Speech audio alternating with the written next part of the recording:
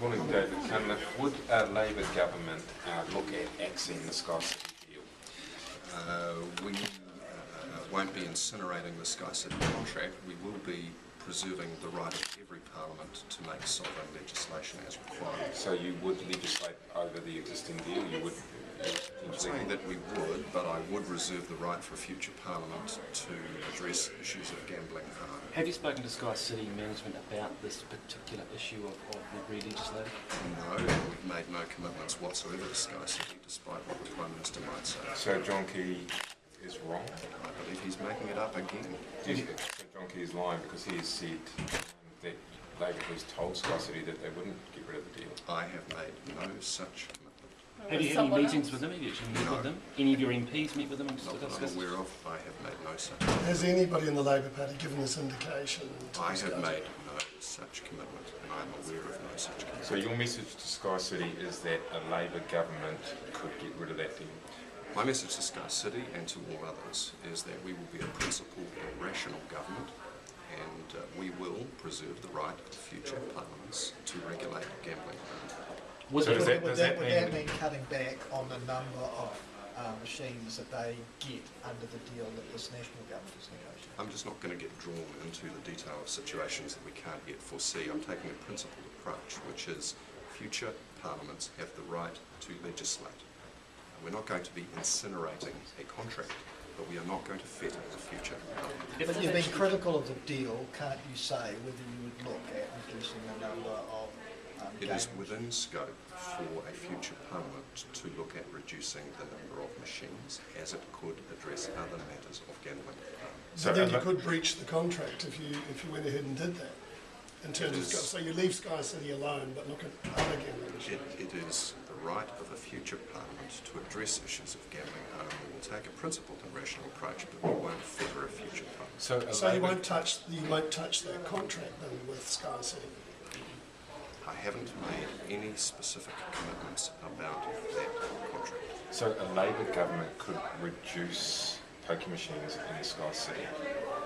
A future Labor government could address issues of gambling harm. If and when it does, it will take a principled and rational approach, but it will not see the rights of future parliaments fettered. But then we're talking specifically about a contract with Sky City. I mean, that's what we're talking about here. We're not talking about the general gambling problem, we're talking about Sky City and the deal that they've got with the government. It is not appropriate for me to second guess a commercial contract or the details of a commercial contract in relation to regulatory issues that have not yet arisen. I am taking a principled approach here, which is that any future parliament has the right to legislate. Our government will take a principled approach, but we will not be fettered on matters of gambling harm. It is as simple and as general as that. Which are the parts of the deal that most concern you then? Which are the parts of the deal that most I'm concern you? not going to get into litigating aspects of the contract at this time, but I am being very clear that no commitment has been given to Sky City or any other party in respect of a future government's role in gambling harm. So Sky City investors out there who are concerned that a Labor government might overturn aspects of this contract to do with the Pokies for Convention Centre. What's your message to those investors? Is that deal safe or not under a Labor government? My message to them is the same as the message to you, that a future Labor government will take a principled and rational approach to the regulation of gambling harm. No future parliament can be fettered. People entering into those contracts, as in any other contracts, must assess policy risk around future parliaments. So that is, just to be clear, you could change the contract? A future parliament could address gambling harm in a way that had implications for that contract. Labor has aggressively attacked this deal as shonky, so why can't you come out now and say we're going to overturn it or at least pare it back? Because it is not my approach to litigate the details of commercial contracts in a media stand-up. When we become the government, we will look carefully at issues of gambling harm. We will take a principled and rational approach. To the extent that that contract is inappropriate, it could be subject to a future parliament. But you can't label So it shonky. You can't label it shonky and not say what you're going to do about it. This is not the appropriate time for me to enter into a detailed discussion on a clause-by-clause basis for a future Parliament's addressing of the commercial contract. Yeah, but It is the appropriate time, I've though, said to say, about- oh, hang on, I've it is said the about appropriate what I have time to to say on this matter. it is the appropriate time to say whether that contract is safe or not. That contract cannot be gold-plated because there is no way under our Constitution that a future Parliament can be fettered. So therefore, the people entering into that contract do bear some policy and regulatory risk. So a David Cunliffe-led Labour government is prepared to ride roughshod over the commercial contract between Sky City and the government. No, we're not into riding roughshod. We are going to take a principled and rational approach, but we are not going to see a future Parliament fettered from addressing issues of gambling. Would you be prepared to pay for the convention centre then? That issue does not arise. When we are government next year, that contract will have already been entered into. Is there a danger you will scare off other investors with these types of positions? No, because we are going to be a government that grows an economy that will benefit all New Zealanders. It will be an economy that has higher levels of sustainable growth.